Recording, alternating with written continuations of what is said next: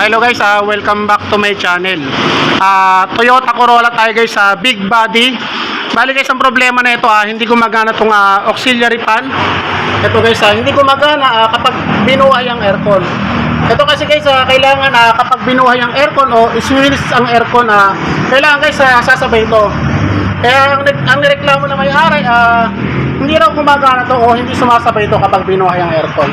Bali guys, ito yung may-ari. Sir, kailan mo ba napansin yan sir na hindi gumagana yan? 1 year na. 1 year na sir, napakatagal na rin, di ba? Oo. Pag ganyan kasi sir, nawawala ang lamig ng aircon yan. Tapos yung piyon mo medyo nagbabawas. Oo. Kaya nagpadagdag ulit ako ng free. Patigdag ka naman. Yan kasi guys, kapag hindi gumagana tong auxiliary fan, ibalik guys ito sa radiator to eh. Yan, basta andito yung upper hose, yan.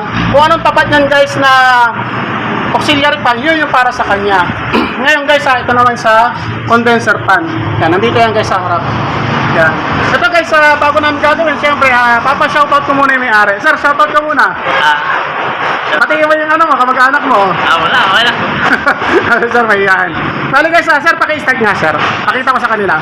Ito guys, mabilisan lang to. Papakita ko sa inyo guys kung paano yung pagaganahin. Wala na guys, patumpik-tumpik pa. Diretso na guys. Yan. Sir, aircon nga. So guys, hindi sumabay itong auxiliary fan. Pero ito guys sa harap, ito sir, nagana to. Ganito guys, gumagana. Yan, rinig naman sa video. Yan.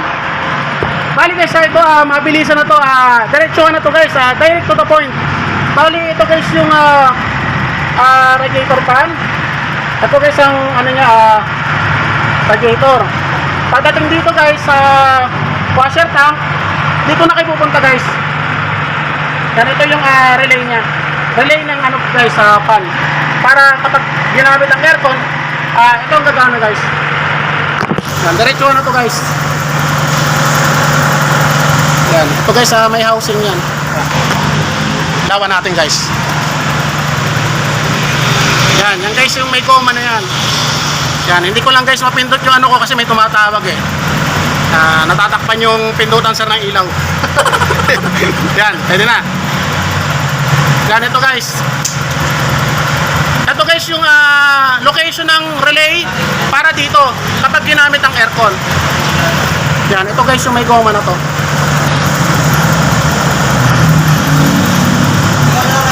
Sir, nasa yung pinabili ko sa yung relay?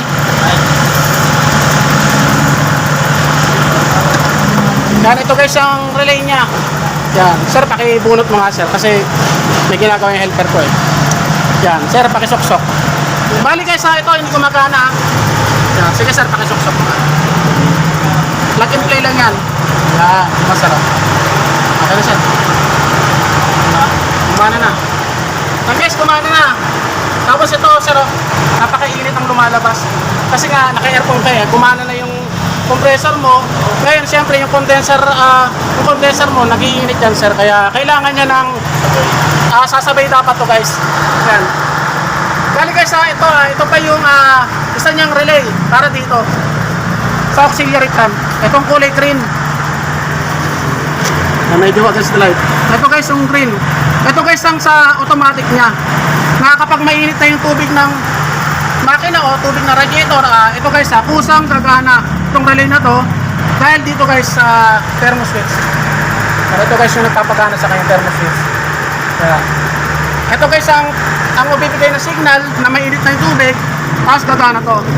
Ngayon guys, kapag binuhay naman ang aircon, ito naman guys ang magpapagana sa kanya. Yan guys, ito yung may goma na yan.